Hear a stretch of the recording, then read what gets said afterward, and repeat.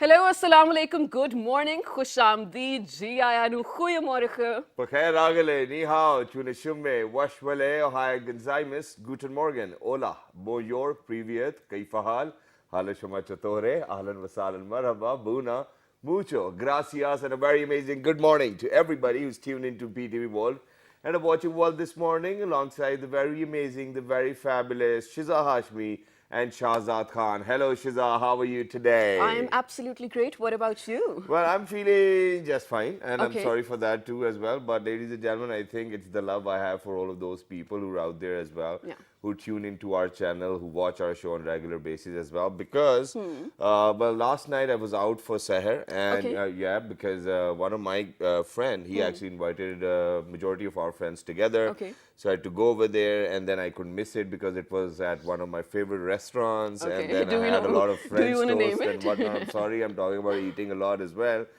But then, so I got back home, and then I tried sleeping, but I couldn't because I've eaten too much. Oh. So, it took me quite a longer period of time to sleep, and then And then you have to I wake up. woke up after 1.5 hours. Well, okay, that does Yeah. explain your What sort about of. you?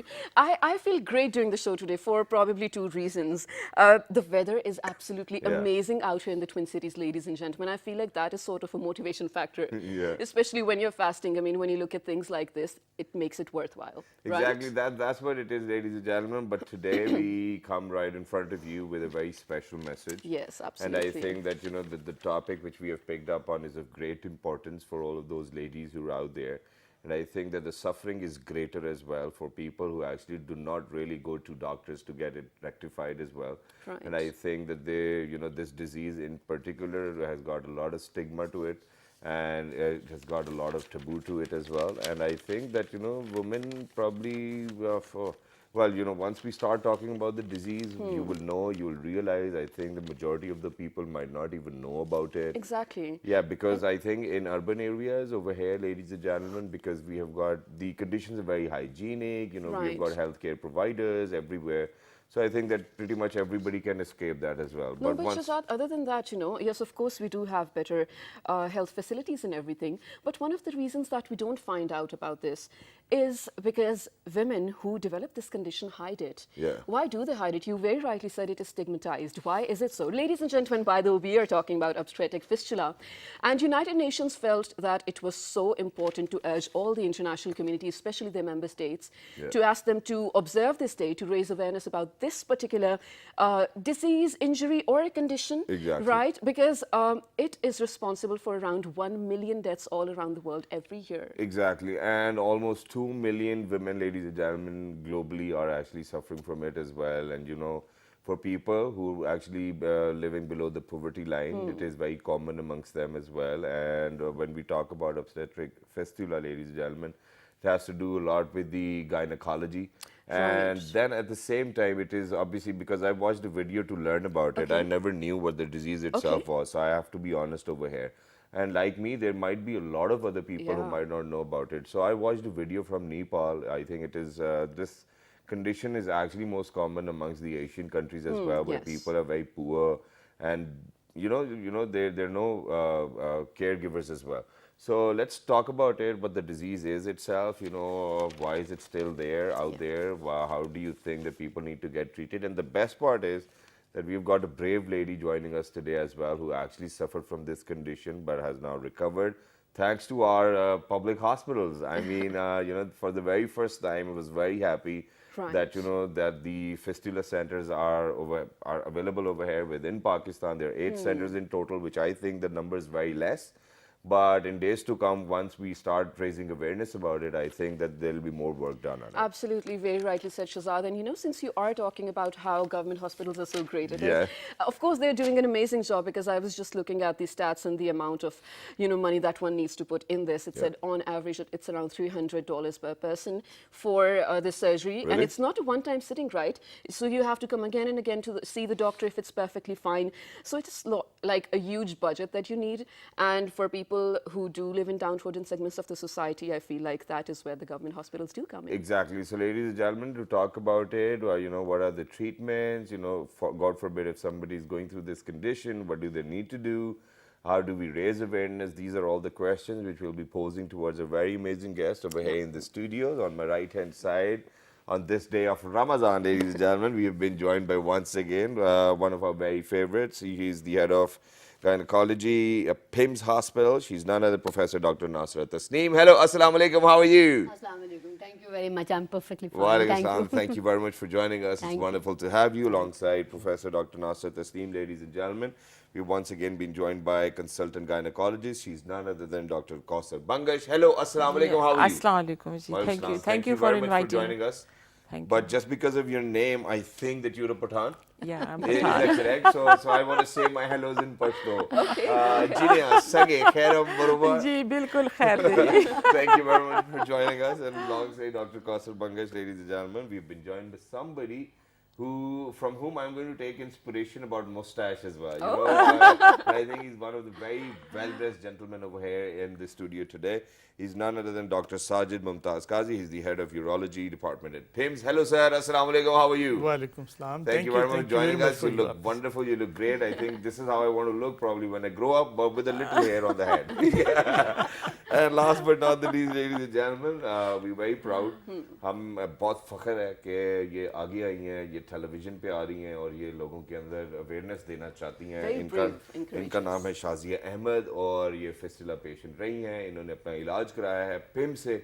इनसे भी हम पूछेंगे, गुफ्तगू करेंगे. अस्सलाम वालेकुम, कैसी हैं आप? Assalamu alaikum. बहुत शुक्रिया आने के लिए. It's wonderful to have you, but let's get the conversation started. Professor Dr. Nasser, I'm going to get it started with you. First of all, you know, since we're talking about this day, we're observing it. Why do you think that this day needs to be highlighted and people need to be aware of this particular condition or disease? What is it, first of all? Is it a condition? Is it a disease? What is it? You can give all names to it actually. Okay.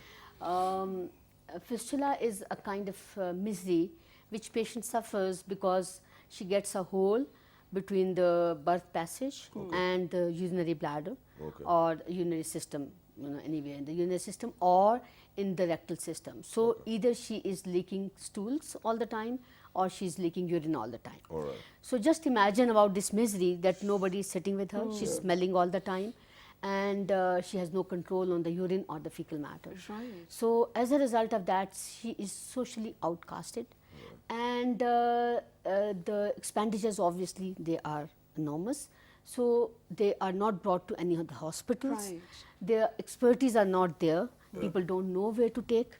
So that is why we need to create an awareness among people, Right. and we have to focus on the preventive aspect. We have to focus on how to, you know, treat it, where to get it treated, and then how to go for the social reintegration of the survivors. Amazing. Right, So of course, that yeah. is why we need to have this Fistula Day all over the world, focusing on these three aspects. Right, most definitely. And we do need to observe this day, especially because when we're looking at the third SDG, I mean, looking at equal health facilities for everyone, this counts in that, because we are sort of, you know, shaping the health of someone who runs our community, who runs our Exactly. society, right? Exactly. So, ma'am, moving on to you, what are some of the factors that might count in, you know, developing a fistula? The most common factors in Pakistan, as we see, is illiteracy, because Okay. mostly the women and even their families, they're illiterate. The second is poverty. Okay. As Dr. Nasra already mentioned, that it's a disease of poor. Yeah. So mostly the patient we receive, they are poor. Right. So, And the for people out- teenage marriages is also one of the common factor. Why teenage marriages is a factor? Because the body, the bones, they are not developed. And when they go through the pregnancy and the childbirth, mostly then they get this hole inside. Which, Mostly? Yeah, mostly. Right. So these are the three common factors: illiteracy, poverty, and early marriages. Okay, thank you so much for saying that, first of all. Shahzad, I do know you have a question. We'll definitely get to that. But Thank you very much speaking for that, for being so considerate. No, but Yes. speaking of, you know, every other day we sort of come across such discussions or arguments among our friends, among, you know, our colleagues and everything about childhood marriages or early age marriages. It's not just a social thing, Shahzad. It has a lot to do with the physical health of the person as well. Be it a woman or a man. I'm not really sure about men right now because we have experts on women talking about fistula disease that we have been discussing. So I feel like it's not just a thing, again, that we need to worry about in terms of the society or in terms of, you know, frowning upon, okay, bachi badi ho gayi hai, shaadi kar de. It's really something to do with the physical health. All right, I don't know where it's going, but let's No, bring I it just back. had to put it I out think there as Shiza, well. I I think mean- Shiza made a valid point, ladies and gentlemen, and Dr. Saiba said it right as well, that, you know, you're still developing. And then at the same time, there can be situation where there is a ringing phone on the set, you know, so it's perfectly all right. But coming back to the point, ma'am, you know, what I wanted to ask was that why in the rural areas do you think it is very common? Because the sole reason I'm asking this question, I'm sorry that I'm putting you under the spot, but if we go back in time, for example, 1960s, 1970s, you know, we never had a proper gynecologist anywhere. I mean, I think that, you know, women, probably, I think my mother even went through that, I don't know, probably. There were midwives and the concept was Right. there. And, you know, for people who actually talk about fistula or the amount of research I've done, they say that it's because of the prolonged labor hours usually. Yeah. So what, do you think that fistula was there before as well? Yeah, it was there before, but And nobody you talked know, about it? No, nobody talked about it. They were hiding in places, you know, in the mountainous region, north, as we see many patients coming from the north. Gilgit, Baltistan, we have received many patients from Kashmir also. Alright. So these patients were there already, but you know, there were no awareness. And then when we started our campaign in Kashmir and this Gilgit, Baltistan, we received so many patients then, because then we have to give appointments. Now we are short of beds now, and we have to give appointments. We have received so many patients. So we need to create awareness, and we have already, you know, gone through many campaigns in these hard areas. And then we have trained many people, medical officers, LHWs, LHVs, and now they are, you know, bringing these patients because of this awareness which we have, you know. Amazing, that's great. Let me move on to Dr. Sahab. So now, Dr. Sahab, very quickly, I mean, I'm a layman, you know, I'm not a doctor, I need to ask questions. So what I needed to know in the first place is, so, you know, God forbid if somebody develops a fistula, is it the gynecologist who's going to treat it, or is it the urologist who's going to treat it, or is it going to be both of them? I think both of them can do it. Okay. Initially, most of the Who does females, it they- better? Yeah, just like that. I love it. Love the confidence. say, I would simply say the fistula which are not being treated by gynecologists are Okay. in the end treated by urologists. Urologist, I won't say anything more than that. Okay, Okay. so we go But hand in hand. initially, most of the females you see, our society is very, say, sort of bound and Yeah. limited society. Yeah, I get it. Most of the time they present to female Right. gynecologist. So initially, most of the patients who come to urologist, they are initially treated by gynecologist. All Okay, right, all okay. right. So both are very sort of counterparts are necessary for each Yeah. other. The fistulas where you need abdominal approach, Yeah. the complicated fistulas are the fistulas which have already failed this repair. Yeah. They come to urologist Okay. and we do Right. it. Okay, and before we move on to Professor Dr. Saiba over here, so thank you very much for saying that, you know, there are different types of fistula. We never knew. I mean, even when we started the show. So let's talk about the different types of fistulas which are out there. You are talking about urinary fistulas. I mean, if I we don't can know talk- what kind of Because fistulas actually, can be fistula there. is communication between the two tubes. Yeah, I got it. This can be between any of the tubes. In bodies, you have got different tubular system. Okay. One is the urinary system, the other one is this genital system, the third one is this digestive system. All right. So any communication between the two tubes is called as fistula. All right. Right. Most of the time, urologists and gynecologists, they come across with these urinary fistulas which are associated with this childbirth. Yeah. Of course, they can have vesico-rectal fistula, Yeah. but on the other hand, we are talking about right now about vesico-vaginal fistula, All right. which is a communication between the bladder Okay. and the birth canal of the female. Okay. You can have also the communication between the this kidney tube and the birth canal of the female. That is called as ureterovaginal fistula. All right. So mainly we have vesicovaginal fistula, ureterovaginal fistula, and rectovaginal fistula. Okay, That that is a is- lot of information early in the morning, Yeah, especially. it was hard for me to understand too as well. I mean, I cannot even Right. once again remember the three names as well which Dr. mentioned. No, but thank you so much for saying that. Yeah. Moving on to you, Ms. Shazia. बहुत शुक्रिया सबसे पहले आने के लिए आप बहुत brave और courageous हैं. Ladies and gentlemen, women who do live with this sort of condition are, you know, isolated, of course, by their own will, and then sort of isolated by the society, by their immediate family as well.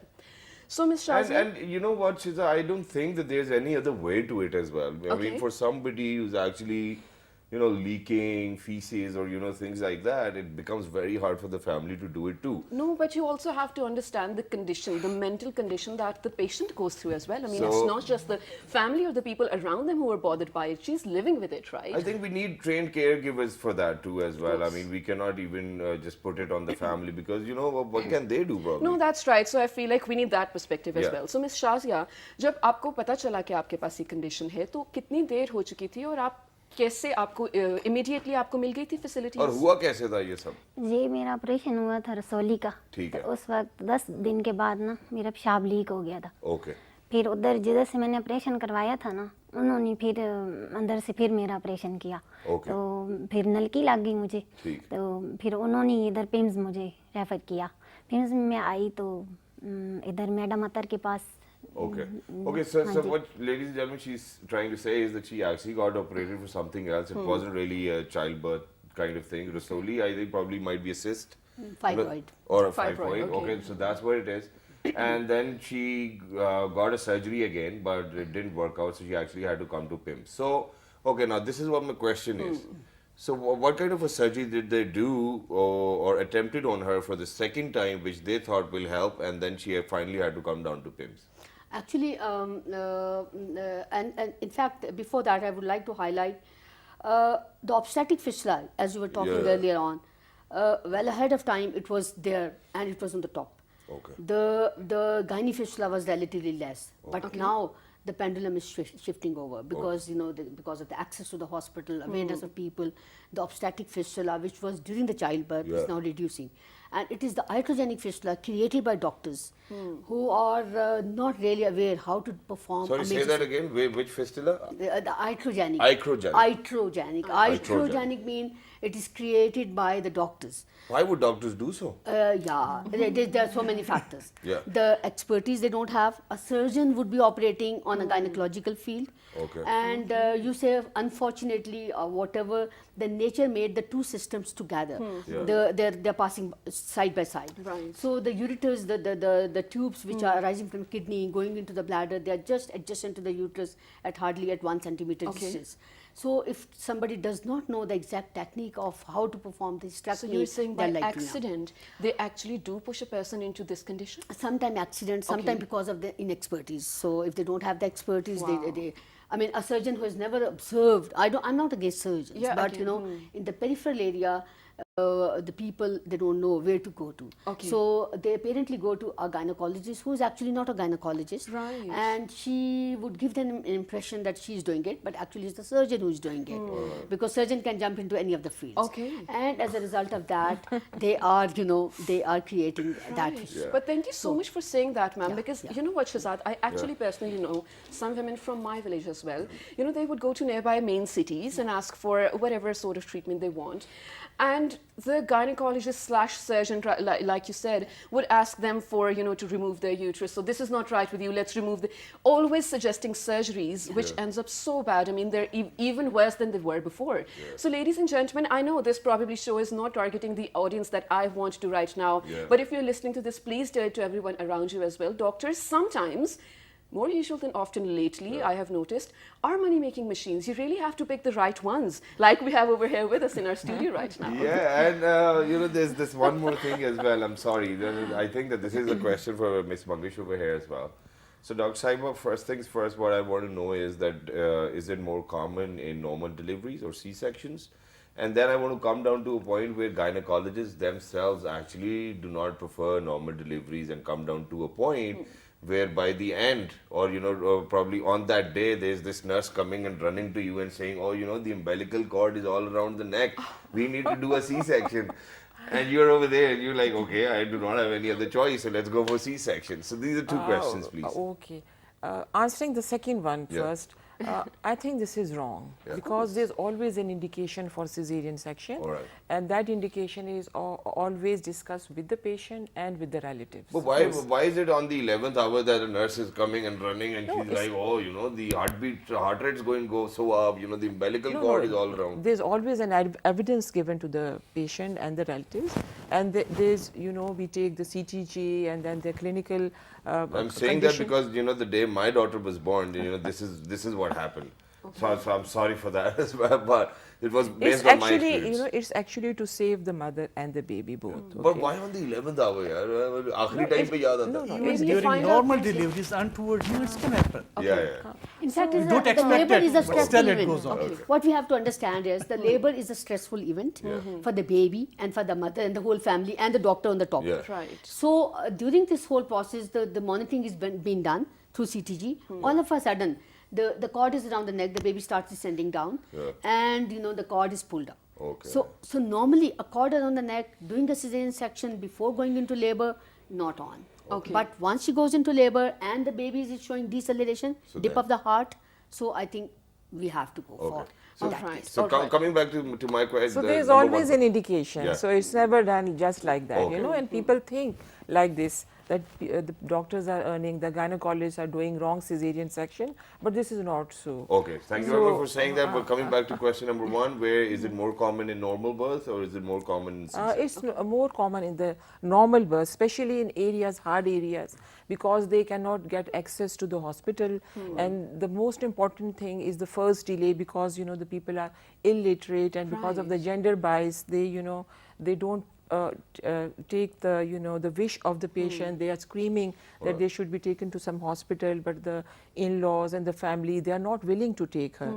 And sometimes, you know, because of the long distances they have to travel, there's no transport available, especially in the mountainous region. They cannot reach in time to the hospital. So because of this delay in reaching to the hospital, and then in the first place taking a decision to take the patient to the hospital is a very important thing to note, that this is the reason why they, you know, they suffer. Because the more it takes for the labor, the patient is taking labor for a long time, the more it is pressing on the bladder. You know, the presenting part, it presses on the bladder, and it, you know, stops the blood supply. It causes the necrosis of the area where it is pushing on the urinary bladder. Okay. So eventually then, you know, it is sloughed off and it makes a hole inside, which leads to this urinary fistula. And the same thing can happen at the back, the birth, at the rectum also. Okay. So it can even lead to a fecal fistula also. But usually, you know, instrumental deliveries, sometime when they reach hospital, and because some people, they don't know how to apply instruments, even in that it can happen also. So there are many factors which can cause this problem. Right. Okay. Now moving on to Ms. Shazia. Ms. Shazia, again, I'm so sorry, मैं आपको इन सवालात से go through करवाऊंगी, लेकिन बहुत सारी ऐसी औरतें इस वक्त ये शो देख रही हैं जो probably आप जैसे ही condition से go through कर रही हैं, और आप बहुत brave हैं उनको समझाने के लिए कैसे इससे go through करें. ऐसे लग रहा है जैसे शिजा आज अंग्रेजी में ही उर्दू बात कर रही है. Okay. So obviously आपके जो family वाले थे या आसपास के लोग वो दूर होना शुरू हो गए थे, और आप खुद भी आप चाहती होंगी कि लाइक लोगों से दूर रहे, क्योंकि ये कंडीशन ऐसी है, आप अलग रहना चाहते हैं. आपने उस सब से गो थ्रू कैसे किया? नहीं, मेरी फैमिली वाले दूर नहीं हुए थे, अच्छा, मेरे साथ very ही nice, थे. ठीक है. हाँ जी, सब लोगों ने मेरे साथ अच्छा तावन घर में भी किया और ठीक है. हॉस्पिटल में भी डॉक्टर ने मेरे साथ अच्छा तावन किए. अल्लाह का शुक्र है, अब मेरा ऑपरेशन जो कामयाब हो गया है. जी. और अब हम उसी की बात करने लगे. डॉक्टर साहब, now so imagine that, you know, there's a case where the gynecologist actually didn't look into it, so finally you have to operate it. What is the treatment available for people out there as well, and is it for free within public hospitals as well or not? And then how long does it take to, you know, for it to cure 100%? Of course, we have got here this fistula center in Pakistan Institute of Medical Sciences. Okay. We have got almost 8 fistula centers here in Pakistan. Can you name PIMS the is one places? of them. Okay. PIMS is one of Okay. them. And this is draining, say, Atak, Rawalpindi, Chakwal and Jhelum areas. Okay. Any patient who is having this kind of problem, he is being referred to PIMS. So initially, they report to our this fistula center in the gynecology, but they try to repair it with, say, I would say, kind of surgery which is minimally invasive, I would say. Okay. There is no cut on the outside, on the Or in abdominal layman wall. terms, keyhole surgery. Most of the time, gynecologists prefer to do it per vagina. Okay. Okay. Well, if there is any kind of failure in the surgery, then it comes to we people here in PIMS. I am talking about. Okay, sir. But otherwise, any urologist can repair it per vagina. All right. While coming to the surgery, we have got round about 90% success rate. Success rate, okay. More than 90% success Wow. rate for fistula center in open surgery. Okay, that's great. So there are very good results. So what do you do within the surgery? I mean, this is something which people might be concerned about as well. I mean, what happens? Is it like skin grafting, or I mean, what happens? No, it's kind of closure of the gap. Okay. You see, it's a communication between the bladder wall and the vaginal wall. Okay. So you have to take out that portion of the tissue which is damaged Alright. and stretch Connect it. out the healthy one. Alright. In between, you place some kind of interposing tissue which helps in healing. All right. So this is kind of complicated surgery, not that simple, and very delicate. I mean, the way one you've also. told us, it looks simple to me. I mean, but how long does it take? I mean, how long does it take? Depends upon. In complicated fistula, it may take 2 hours or more something to Okay. repair. All right. So just few more basic questions again for the people out there, for myself as well. So are there more chances of this developing in women giving birth for the first time? And does it have anything to do, like if you sort of push the first birth for later on in life, does it have less chances of occurring? I think first birth is a real test of the pelvis. Okay. So the proportion between the bone and the baby, that is very important. Right. So the women who have given a birth, previously, they are less likely. Okay. Similarly, on the other extreme is the multipara. If the grand multipara, with time the baby grows bigger with every pregnancy, and the bone gets distorted. Okay. So again, so these are two extremes who are likely to suffer. The grand multi, and so that is why family planning has to be very much there. Right. And the gynecologist, if you talk about, if I say 100% success rate in our center, in the gynecology. Why? Because we do it vaginally and Okay. we do it well. This expertise has not come over one day. It has taken almost about 20 years, you know. Right. So, but the urologist is definitely required when it is in the tubes. Okay. The tube which is arising from the kidney to the Kidneys, bladder. right, right. So, if that is involved, it is a urologist who will reimplant it, and they have got the expertise Without in that damaging the field. Yeah, tubes or without the damaging kidneys. Okay. at That's all. amazing. And the second thing is if it's a huge fistula, which is involving the ureters, that these tubes are called as ureters. Yeah, yeah. So in that case also the urologist, but otherwise 99% fistula we would do it, and we do it successfully with 100% success Okay. rate. So that is an achievement we always claim for. That's great. But I want to move on to Dr. Bangesh over here. So, ma'am, now while I was researching and I was studying about it, what I got to know, what I learned out of it was that usually the baby's dead within the womb, or even after the delivery, the baby dies like in 2 days or 3 days. First of all, what is the main cause for the baby dying? And then, is there any way that we can actually save the baby, or probably something which we can do with the mother or the baby to avoid this entire condition? Yeah, it has actually to do with this labor, So we are training people to chart. This is called a partogram. So according to that chart, we have to follow the labor. So whenever the labor is prolonged, the baby is going to suffer, and actually the mother is also going to suffer, because this is what we call obstructed labor. For some reason, because of some disproportion, as Dr. Nasra already said, there is disproportion between the weight of the baby and the bones of the mother. So whenever it happens, it will always make the labor long. Okay. And whenever the labor will be long, the baby will be getting less oxygen, which is called asphyxia or birth asphyxia. We call it birth asphyxia. Okay. And if it is for an undue long time, the baby will die, of course, because of the no supply, the oxygen is stopped, and the baby die inside. All So right. in order to prevent this, we have to train the LHWs, the LHVs, the midwives, and whoever is taking care of the patient, of that particular patient, pregnant patient. So we counsel them, we train them that every pregnant patient should have this follow-up in some facility, so that high risk patients are excluded. I think it's imperative. And the low risk, they are excluded. So Right. the high risk patients are referred to some tehsil, district or tertiary level hospital in time, so that they should not suffer this problem. Right, thank you so much. Now, just towards the end, a very quick question, sir. Once you have developed this and then you sort of, get it treated as well, can you conceive again, and how long should you wait? Of course, you can, but for the initial period after repair, they should not conceive at least for 6 months or so. For 6 months, okay, okay. Yeah. Because I think it that's takes, a strong message. yeah, it takes complete healing around about 6 months or so. Because ladies and gentlemen, the only problem is that wherever this condition or disease is very common, for example in the rural areas, I don't think that they have any education about family planning as well. So every now and then, I think after every 9 months they're delivering a baby as well. So pretty much, if you've heard this, please make sure to share it with other people as well. But before we wrap up this segment, Shazia जी, एक आखिरी सवाल मैं आपसे पूछना चाहता हूँ कि पेम्स में जहाँ पर आपका इलाज हुआ, क्या वो जगह साफ सुथरी थी, बेहतरीन थी, इलाज आपको अच्छा मिला, एक अलग बिस्तर मिला था आपको, या मैंने अक्सर देखा कि एक ही बिस्तर पे दो लोग भी होते हैं? नहीं, फिस्टुला वालों के 3 कमरे थे और दो बेड एक कमरे में होते थे। ठीक इलाज हम मिला? 2 मरीज रहती थी और ठीक था इलाज? आप मुतमईन है उससे? हाँ जी। और आप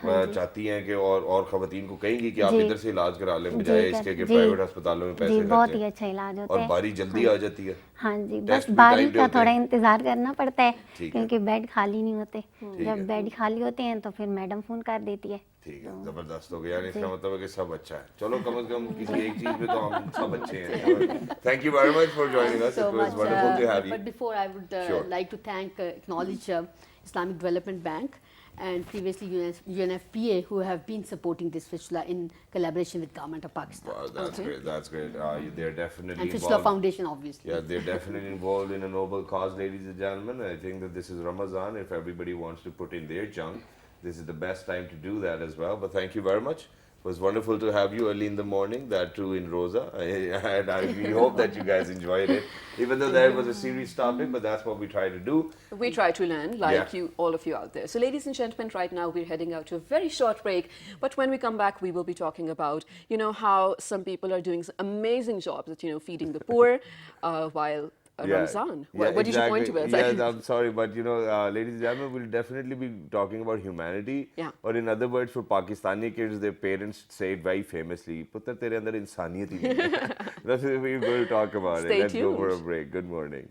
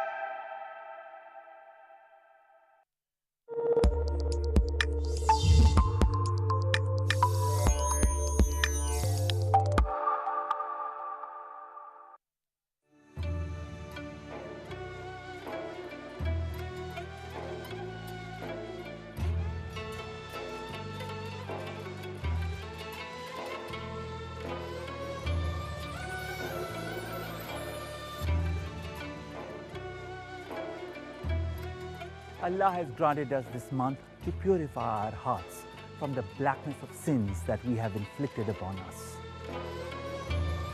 In a polarized world, Ramadan reminds us that we are more united than divided. Delving into self-exploration with discussion and discourse. Staying healthy by learning about nutritious food recipes. Ramadan is a time for humility and compassion. Ramadan is a way of getting closer to God and developing a deep inner awareness of God's presence in life. It is a time to refresh and renew our lives by returning and repenting to Allah. With you, we want to make the most important moments of Ramadan unforgettable and eternal. Together, we will capture the true spirit of Ramadan.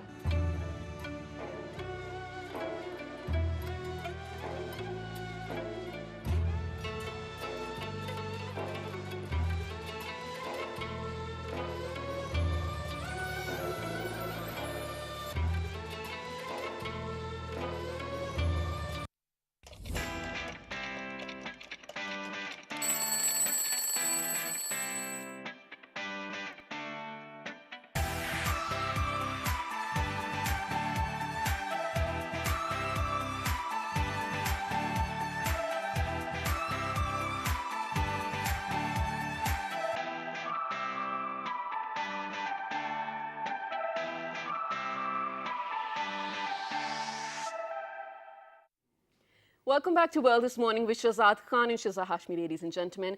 And today we were observing, like so many other countries in the world, Obstetric Fistula Day. Yeah. We spoke about, what it was. We learned a lot, tried to raise awareness for all the people out there as well. But right now, what are we talking about, Shazad? All right, so ladies and gentlemen, earlier since we were raising awareness, and I think that we were raising awareness so that we can actually benefit other people about this particular condition. Now, this is one aspect of being modest, and then this is one aspect of actually giving or probably lending a hand, which is going to help other people. So I think that, there's not one dimension to humanity. There are a lot of other dimensions. Yeah. For example, there are people out there who are feeding poor people. There are people out there who are actually sending kids from slums to schools. And I think that, it is a moment of pride for us to think that there are people who still think like that, because other than that, it was very unfortunate. I mean, I was watching the newspaper. I don't want to say it again, but there are a lot of other crimes going on. So, I think it gives me a little bit of relaxation when I think that there are people who think about other people's betterment. So we have been actually joined by one very amazing lady who initiated this idea of, educating the children from slums or from the downtrodden segment of the society. She's been a regular on the show, as an educationist, but today she's a social activist as well. So, ladies and gentlemen, we've actually been joined by Miss Amna Umair. Hello, assalamu alaikum. How are you? Thank you very much for joining us. It's wonderful to have you. How many kids do you have in the school now? Right now, I have 75 kids. 75 kids. Wow. In two different campuses. And the kids are basically from slums. Most of them are beggars, street laborers. And the basic reason I brought them to school because I wanted to have them given education like all of the other kids are getting. Because their parents, their main primary reason for sending them to child labor or sending them to workshop is to earn money. So we are not really neglecting the idea that they need the money because their parents need the money. We are actually, I'm actually trying to, help them to get education. We're sharing pictures from the campus as well. Yeah. So you have campuses, or you make them sit in the ground or something? No, now I have two different campuses for them. Wow, I mean, that's wonderful. But now there's one point which I need to raise over here. Thank you very much for bringing this up as well, where you said that, obviously they're financially dependent, and that's why they actually have to go out begging. But there was this news, ladies and gentlemen, 2-3 months ago, where, it was a family of beggars. Their son was getting married. They booked a helicopter and they booked a limousine. What? Because that's how they wanted their barat to go. So, I mean, educating is one aspect as well, but this is what they're doing. But eventually, so, when you educate those children, do you actually kind of tell them that, begging is not good, or, we really need to refrain from it? Or do they go back home and then have an argument with their parents, and then their parents come to the school, or, what are you doing to our kids? This really happened with me. When I started it, they were like, why are you counseling our kids to not earn for the family? Because I told you that the major reason for begging is earning for the family. And then when I told them that obviously if they are getting the education, one day eventually they will be able to earn for you in a better ways. But no, they were not interested in that, because if the kid is not, after the school, if it is not going to go for begging and not going to the labor area or something like that, the point is, again, they are having no money. So the education is primarily important, but I cannot really force them not to do that, because for me, my only achievement is they are coming to school. Right. So this is, you know what, Amna, I feel like you're doing really a great job, because you are teaching them, yes, but you also sort of feel the responsibility of not to distract them for what their parents want. Because if you do stop them, then what are they going to eat? It is a sad fact, I know, of our society. But in the pictures, we've also seen you giving them water. You've, installed water plants over there, also food and everything. So that is all on your own budget? No, people help me out. Donations? Yeah, people help me with that. I am not an NGO. I always say that over here. I am not an NGO. Only my friends and family who know me, who know I am working like this, and they send in donations to me, or they send in gifts for the kids. Like this is Ramadan, so people are sending groceries, people are sending Eid gifts for the kids. Even my friend recently sent a little bit of the bangles and some ties and socks for the boys. But everybody who wants to do little or more for the kid, they are doing it in their own way. That's so sweet, though. Well, I think that's great, but one more important question. I'm very sorry that I have to do it. Why? I don't know why do I do it. Okay, so, there are a lot of people who are actually working for the education of people from that segment. But what worries me is the standard of that education at the same time. Is it the same ABC? Is it the same vowels? Is it the same tenses? Is it the same standard of education which everybody went through? Or is it something better so that we can actually, or those kids or their families can rely on their future?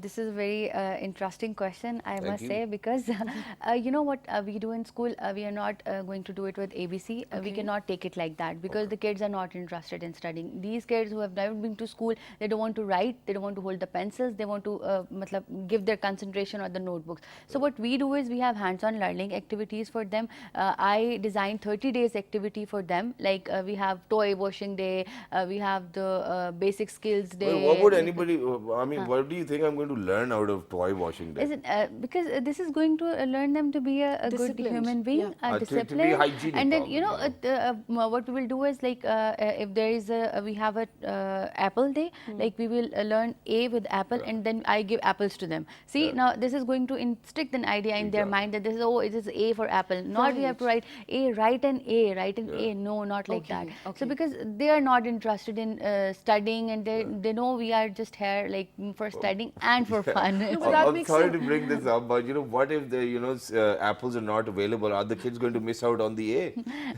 Or are they going to manage something else? No, that totally makes sense. And you know, for the people, for the kids especially who haven't been to kindergarten or have developed their skills from early age, like probably I don't know, how old are you when you go to school? 3, right? Yeah, 4. So for them who have to learn on a later stage, I feel like this is the right approach. You're doing a great job, yes. And tell us about your Ramadan and Eid drives. Are you doing anything special for that? We usually do a 30-day drive at schools. We usually close down by 25th of Ramadan, but what we do is we have different drives for the month. Like we have a charity drive, we have donation drive for the groceries of their parents. Sometimes we collect money for the parents who do not have any shop or who want to start something. So we collectively give the parent the money, so he can start on with a new business, or we can help a mother who is going to some surgeries and they need money for that. We try to help them. Then we have the kids who are, a few of them are thalassaemic. We try to enroll them to the hospitals.